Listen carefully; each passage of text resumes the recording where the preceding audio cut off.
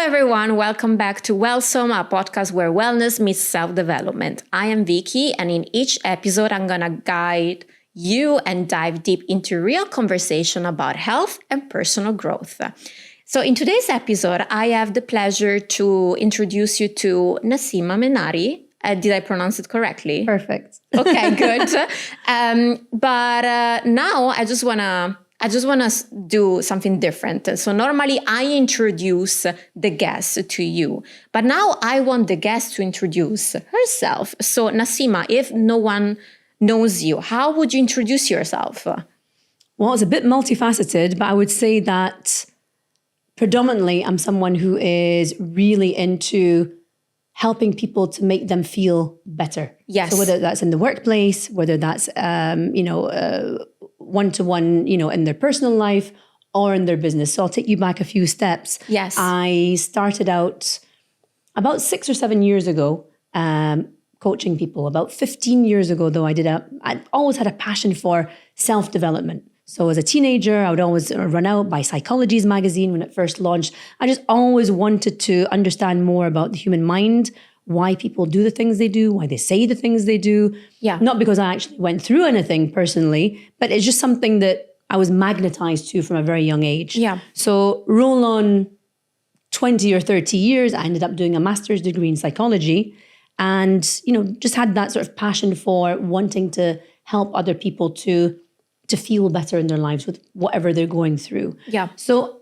I realized, and I think this is interesting and maybe your audience might resonate with this, mainstream psychology is fantastic. It helps a lot of people, of course.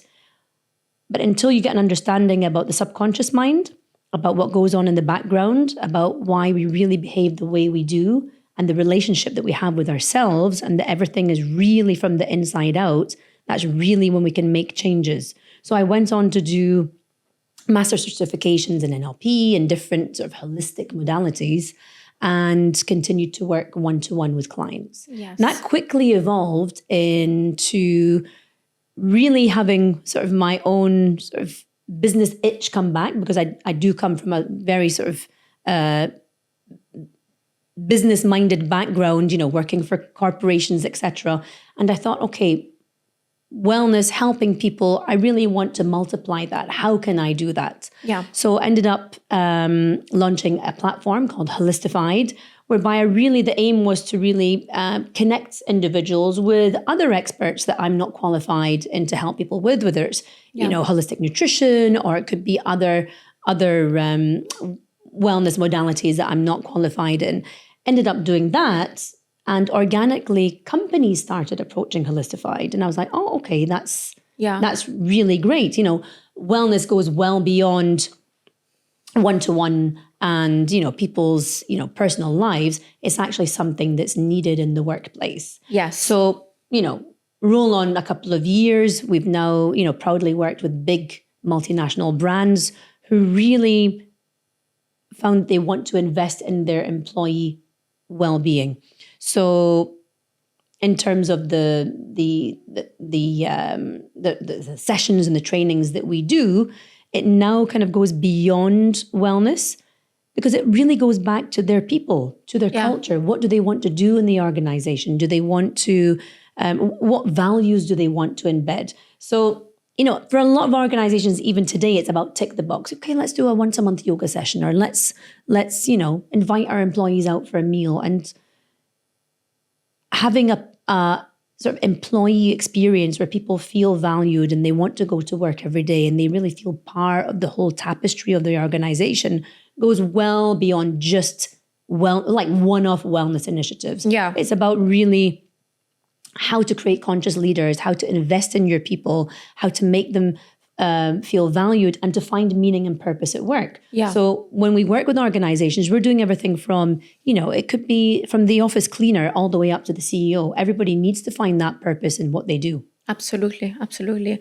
And how did you get exactly? It was like maybe a pivotal moment where you decided that you wanted actually to contribute in bringing the wellness into the business place, or it was just something that happened to you, like an opportunity, and then you just realize, we live in an era where we need this.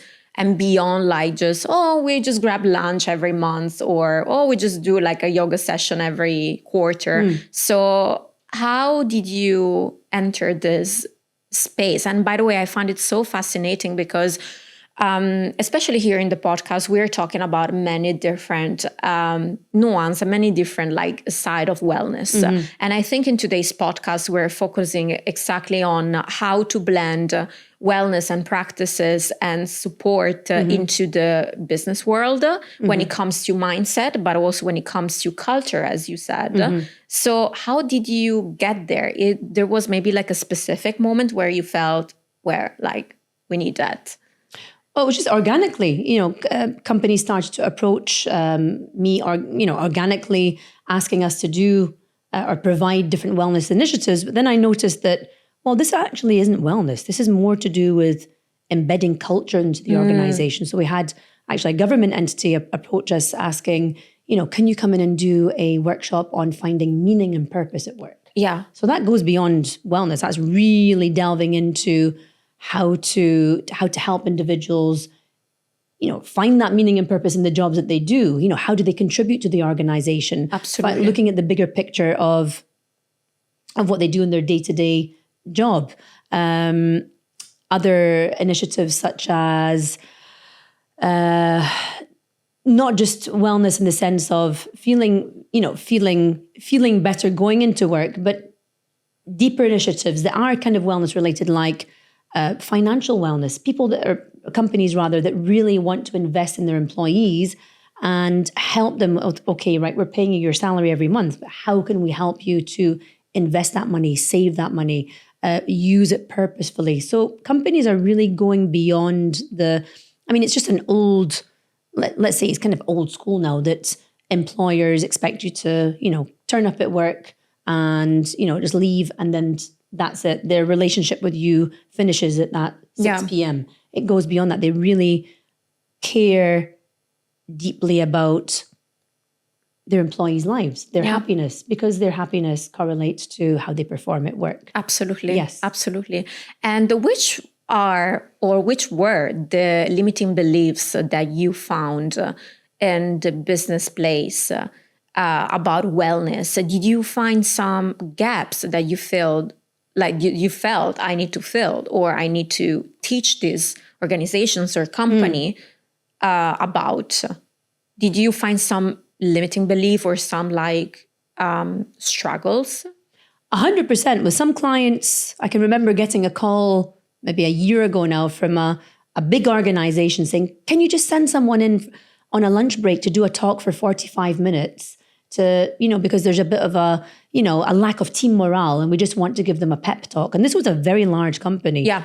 And I said, well, that's not going to resolve the issues that you have. So it's really about educating employers too, that it's not a quick fix. Yeah. It's about really building, like I said, that culture, really embedding those values. And again, very important point about culture, it's about developing those behaviors in your employees so that when no one's watching, you know how they will behave. Yeah. So when you're managing people, you know that the minute you walk out the door, you're not there. They're going to be doing their own thing. They're not invested in their work. But when you create a culture, say a culture of excellence, you know that, it's a bit like practicing a sport. You know that, with a few practice runs, they're going to automatically be molded into what you expect them to be doing. Absolutely. And what are the patterns that you saw coming? I would say from an employee perspective, not from the entity itself. Because of course you want them you support them in reaching their full potential, as you said, how to manage their finance. And now people like the companies want something more for them because they know that if they grow, the company grows. So which were the patterns that you saw in the employees that actually limit them in developing their full potential? Well, again, in terms of mindset, maybe, or in terms of maybe a limiting belief that they had. Well, I think when you peel back the layers of the onion, it always goes back to, I'm not good enough. Yeah. So it's really about empowering whether it's, my one-to-one clients or employees in an organization, it's really about developing your mindset Yeah. and, finding out what those, where do these limiting beliefs come from?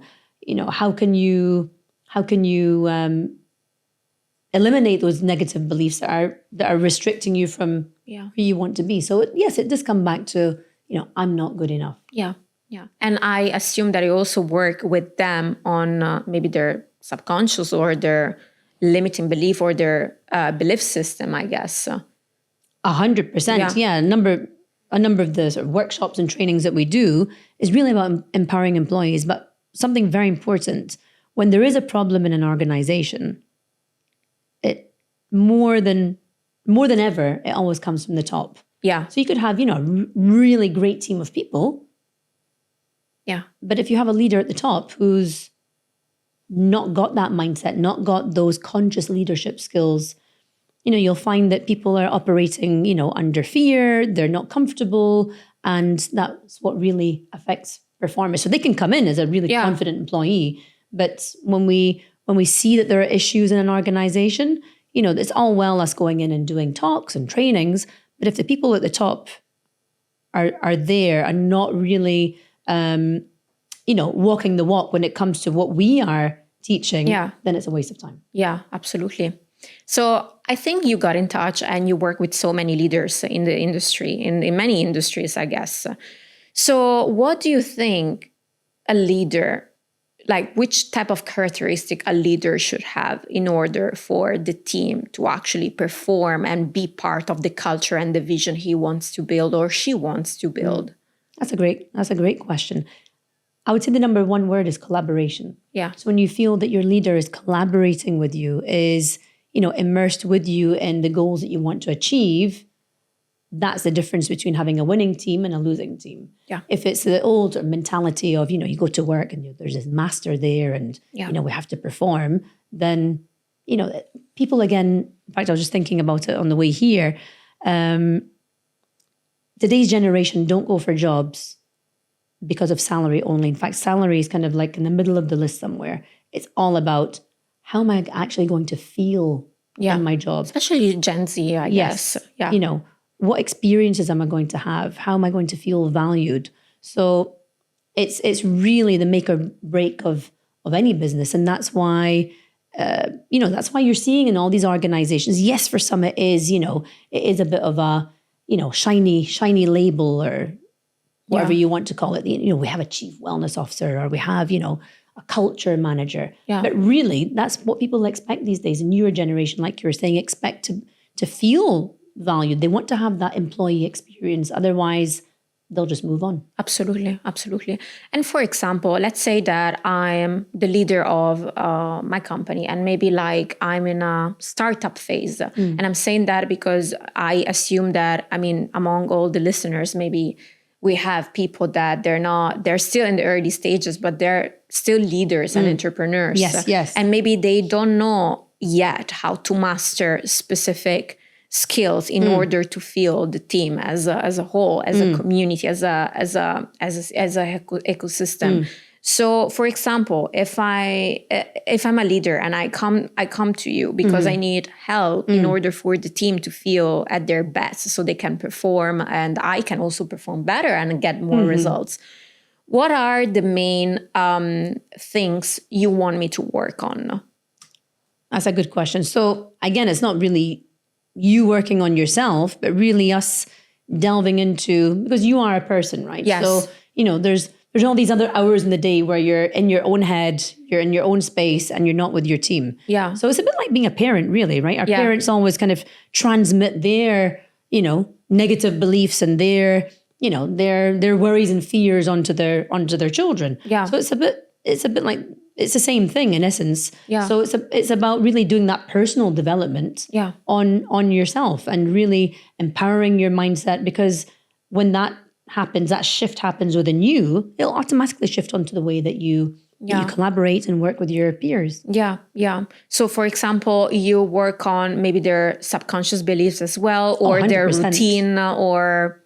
Well, it's deeper work. So when we go into, say, organizations and work with leaders. Yeah. You know, I don't package it as, well, I'm going to actually work on your subconscious mind today. Yeah. But we really package it in a way that we're going to work on your, your emotional intelligence. We're going to work on the results that you want. Yeah. So again, we all have results in our lives, and they really are tied 100% down to the behaviors that we have and going deeper to the thoughts that we have in our mind. And that always goes down to these certain blocks, like a small example could be, working with someone that says, I'm rubbish at maths. I've never been good at maths. I can never do maths. And it always goes back to, well, they just had a horrible, mean maths teacher. Yeah. It's got nothing to do with their ability to do maths. Yeah. So that's a small example. But when people have these blocks of not being able to do certain things, it just always goes back to what they've been told. Yeah, of course, of course. And do you have in your mind like an example of a very, very good leader who worked on himself or herself and like a very, very good case study without maybe mentioning the names, but just an impressive leadership and an impressive teamwork that you saw after maybe you coached them? So maybe the followers that are listening to us can actually hear this example and maybe recognize themselves or just question themselves, am I in the right environment or am I a good leader? Like, have you seen like some great examples in your career after the work that you've done? 100%. We worked recently with, I'll always remember receiving a phone call from a chairman of a company, and he was saying, can you come in and speak to, it was quite a small team. It's it's an SME, maybe 40 to 45 employees. They're not performing. We're not achieving targets. So we kind of went around in circles for 5 or 10 minutes. And it ended up really that he had the problem. Yeah. The problem was in him because he would, for example, give out a warning letter. Yeah. And then he would, take it back or threaten to maybe dismiss an employee. Yeah. And then, so he had his own issues with pull and pull. Yeah. with having those boundaries with his employees. So it was too lax. There were no boundaries set in place. People had worked with him for a long time, like 10, 15 years. So it became too lax, more kind of like a family kind of dynamic. And that doesn't work. So in fact, we didn't go in and do anything with his employees. We actually worked with him. Yeah. We helped him on, conscious leadership and helping him with his own beliefs, self-beliefs that, well, what if my team's abandoned me? I'll be left on my own. Yeah. So that was a really, really interesting journey that we had with him. Wow. And how did this shift? Oh, immediately. I mean, within a very short space of time. I mean, people understood in the organization that the dynamics had changed. He learned to have these uncomfortable conversations with his teams. And at the end of the day, he had this fear that they would leave.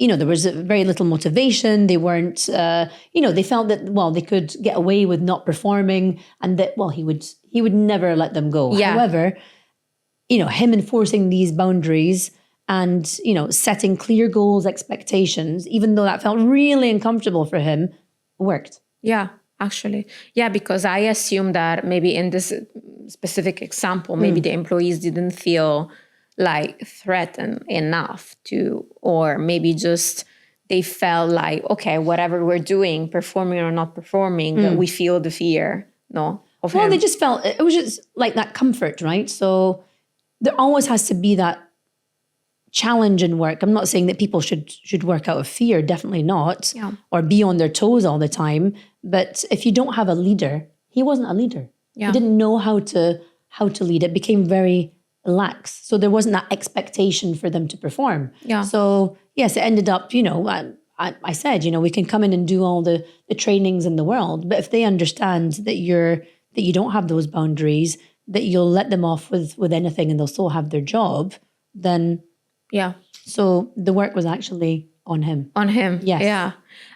So for maybe like a person who listen right now who feels kind of like stuck in the business environment, that can be everything.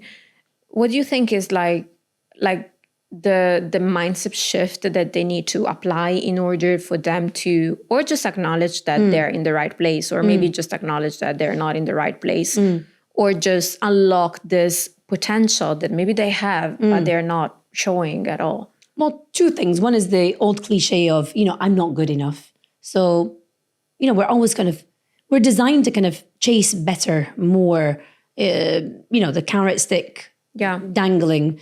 And some people they have that, again, sort of belief that nothing's ever good enough. And again, that goes back to, different conversations earlier on in life. Why do you feel that way? The other thing is self-acceptance. Just accept, your chapter 1 is somebody else's chapter 10. Yeah. So just accept where you are. But another important thing is when you feel that discomfort, when you feel that fear, oh my God, right? I'm working on this project, or, I'm an entrepreneur, I'm building something, and you get that fear. Again, that is your subconscious mind's way of telling you, oh, this feels a little bit uncomfortable. So your subconscious mind's job is really to keep you comfortable, but then growth doesn't come in comfort. So it's about really taking that action regardless of how you feel. Yeah. Because confidence comes through action. Yeah. It's not the other way around. It's not that you'll feel confident once you take action. Absolutely. No.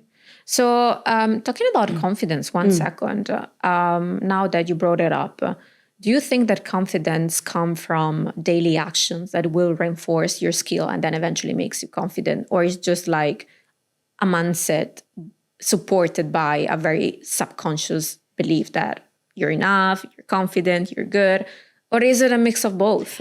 Definitely a mix of both. Because it's, you can see it every day in these people that are lucky, so lucky in business, lucky in love, lucky in everything that they do, because they have that innate inner belief that, well, they just have that vision. They don't even, I think, have those, limiting beliefs. They're just, driven and unstoppable.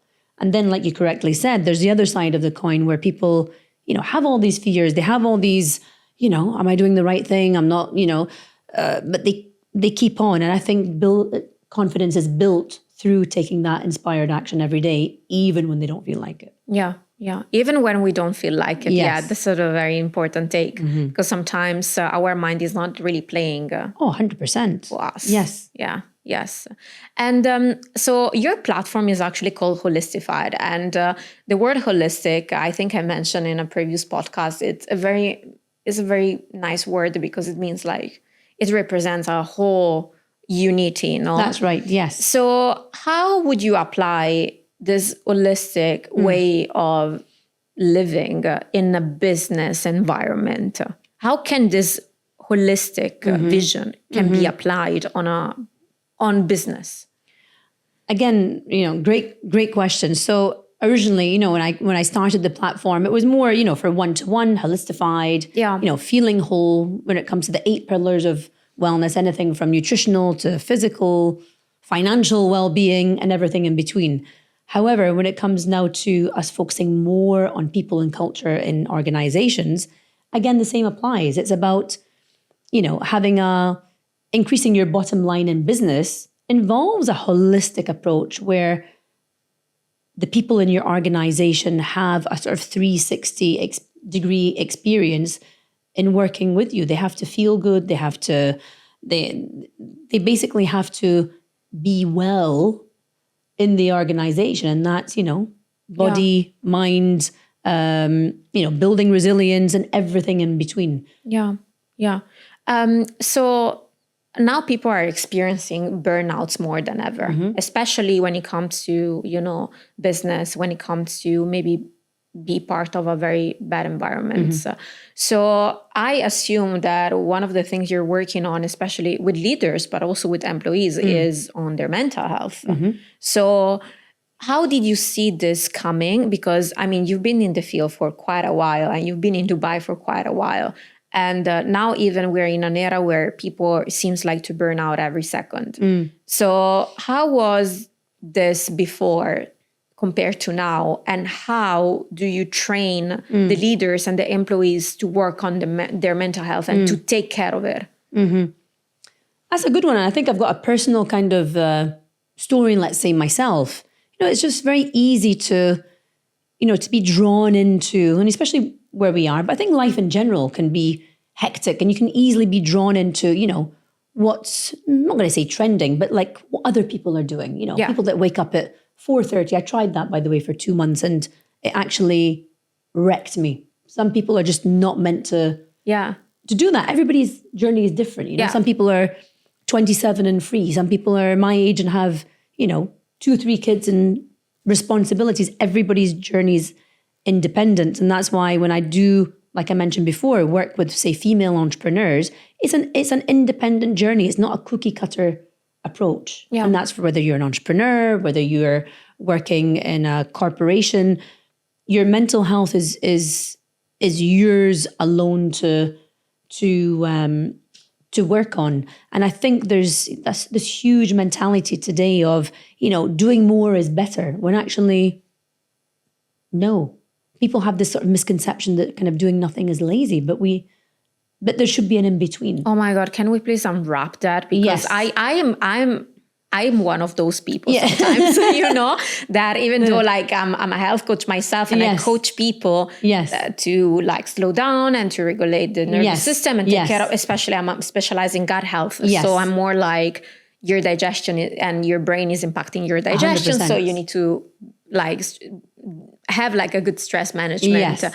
But I think also when it comes to wellness and business, as this is the topic of the podcast, we sometimes have the tendency, because we see so much on social media and so people hustling and numbers and be a billionaire. It's exhausting. It's exhausting. And I'm exhausted looking at it, never mind trying to do it. Yeah, so, yes. Yeah. And first of all, I don't feel it's realistic, because first of all, people sometimes lie on social media. They're saying, I'm doing this, and then maybe they're not doing it. But there are also people that they're not lying, but they're sometimes hustling at the cost of their own health. And maybe they have struggles that they don't even mention on social media. 100%. Because maybe they don't feel like it. So how do you see, like, do you think that this, like you said correctly, sometimes doing more is not the answer. So what do you think is the answer when it comes to keeping like a good mental state and hustling at the same time? Well, that's it. It's funny because I created some content recently for my sort of female entrepreneur audience. And it's, we're not a boss babe, we don't have the boss babe approach. But again, there's the other approach of, slow mornings and slow, what's it called again? I forget the name, like the slow... A Dolce Vita style. Or the soft, the soft era. Soft era. And, it's not a one size fits all. You could be one, you could be the other. And somebody like me is in between. Yeah. Sometimes there's nothing I like more than just being in my pajamas on the sofa. Yeah. And then sometimes, yes, it'd be lovely to wake up really early and go for a hike. So I think there's just those expectations of, it's either the soft era or it's let's hustle. And again, it's people following trends, and again, it goes back to you. What feels good for you? Why are people doing things that they don't actually enjoy or like just to fit into a certain mold? Yeah. So I think most of us would fit into somewhere in between. Yeah. I think it's abnormal that a lot of people I see online are waking up at 4:30, 6-7 days a week. Yeah. Something, I mean, you're coming from a physical health expert. Something will burn out, especially when you're a woman, going into the perimenopause phase. Something's going to give. Yeah. Yeah. So do you see actually a difference when it comes to mentoring people in business? Do you see a difference in coaching men and coaching women?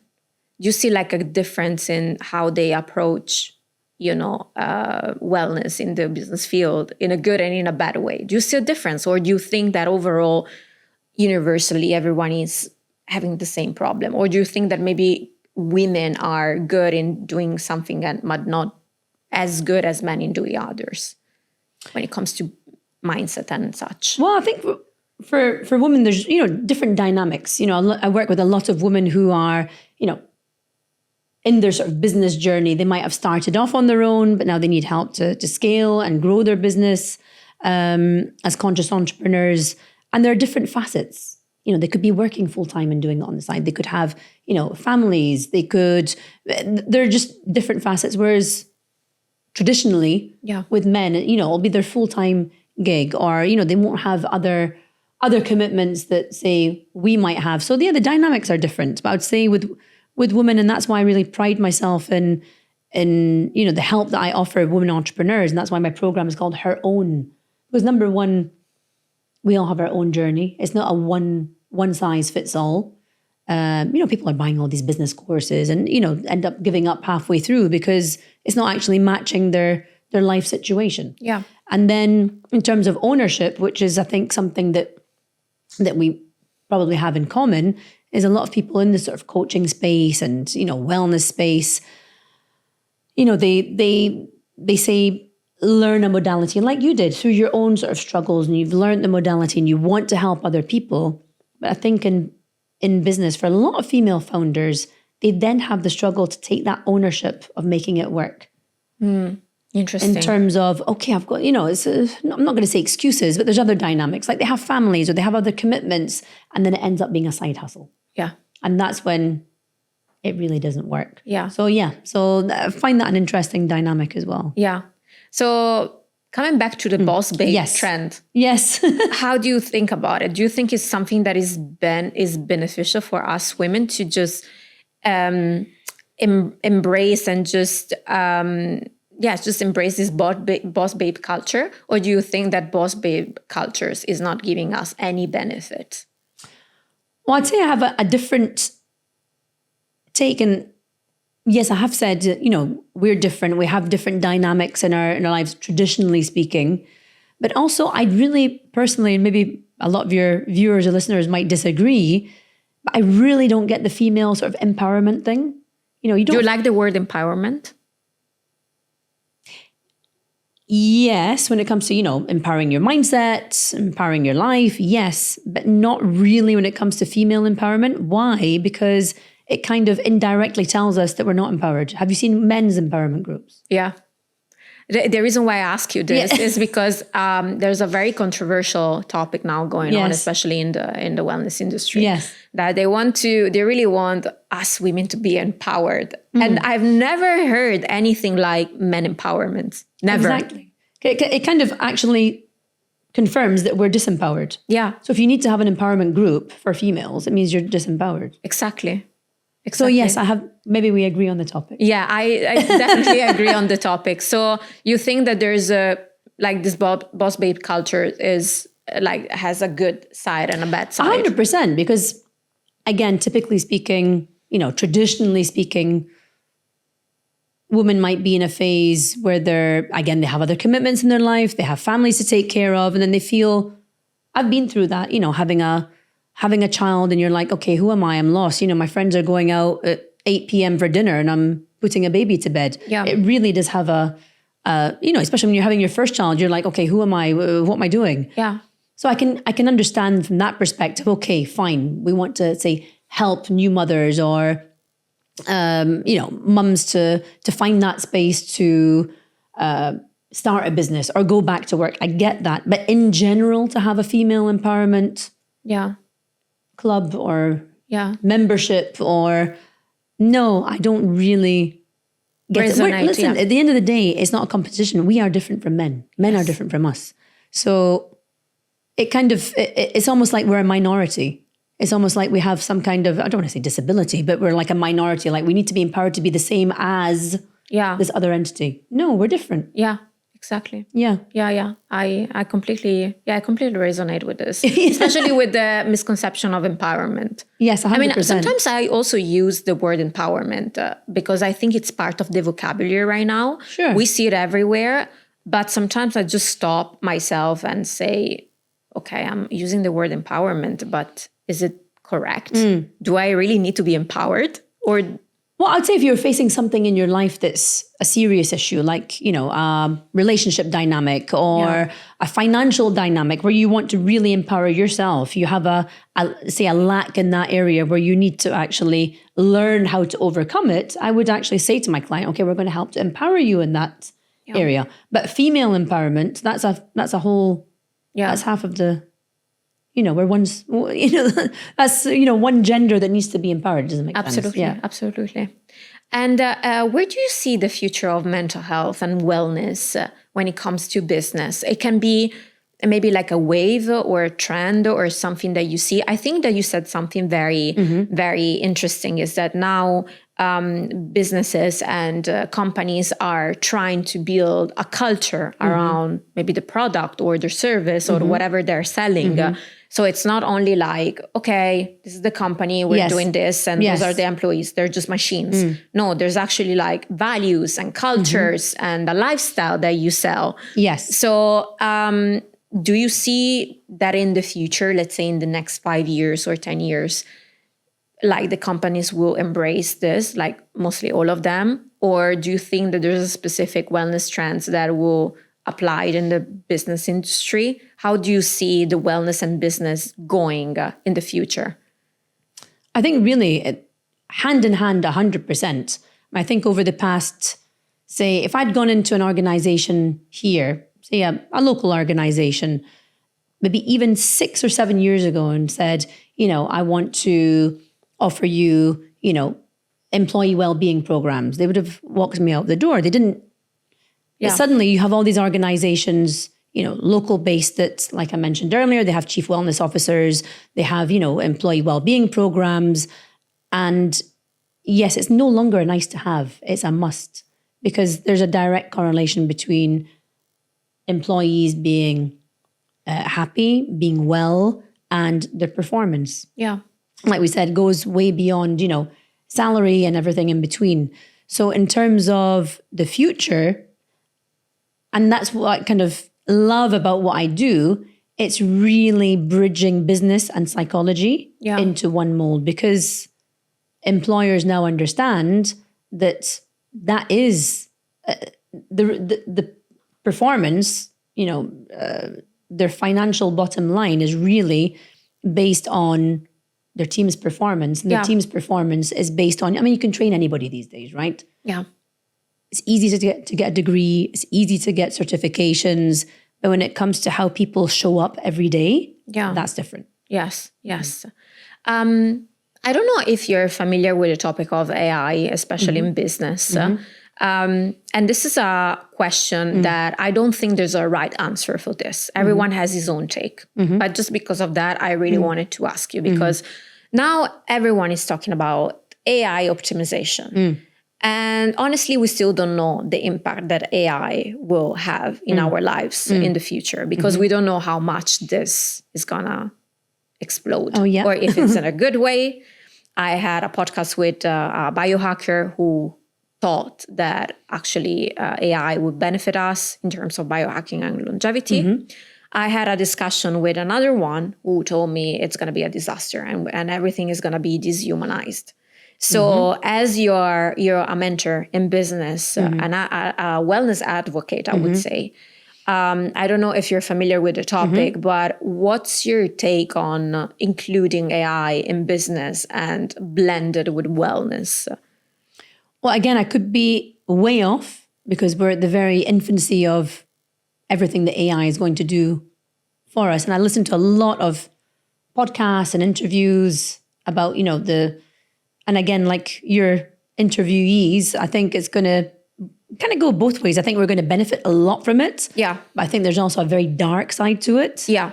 In terms of how businesses will benefit, yes, in terms of systems and automating different aspects of their business, 100%.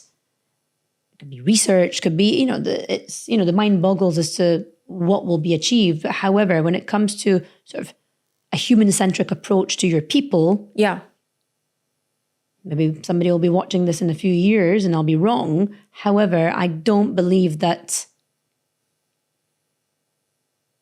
how someone feels and how someone shows up and how someone's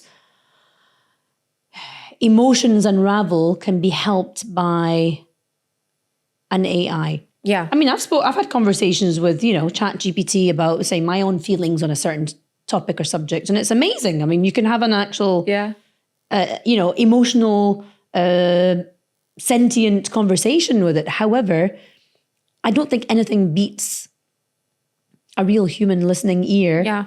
And again, I've thought about this in terms of Holistified and, working with all these corporations and how we will evolve as a company in the future. But I really believe that humans need humans at the end of the day, especially when it comes to human behavior and performance and emotions and everything in between. Yeah. I'm assuming that need will always be there. So we can say that actually there's gonna be an evolution when it comes to technology and AI. But on the other side, we need still to optimize the human part of the business because they're going hand in hand. 100%. Yeah. And as they say, I'm sure you're aware too, it's, the people that will lose their jobs won't be replaced by AI, but it's because they don't know how to work with AI. So I'm sure there'll be aspects, when we do, for example, employee well-being surveys, when we do psychometric testing and all that, everything that goes into, finding out the deeper, the deeper investigations of, of company culture and everything that goes into it. I'm sure that we will use AI tools. Yeah. But at the end of the day, people want a human translation. Yeah. Absolutely. So the last question for you, Nassima, personal question. Sure. So how do you manage to maintain your physical, mental health in business? Because we're saying that you support businesses in bringing wellness in it. But then on the other side, you're an entrepreneur as well yourself. So how do you manage to bring wellness into your own business world? Oh, that's a good question and a funny question too, because I can remember, just when I was starting this whole journey, I can remember really feeling overwhelmed. And I was like, well, I'm actually helping people to overcome overwhelm, but starting the business myself, I found that I was really, when you're starting a business, you're kind of doing a lot of things on your own. You're putting, 10 hats on every day, and you have your home life as well.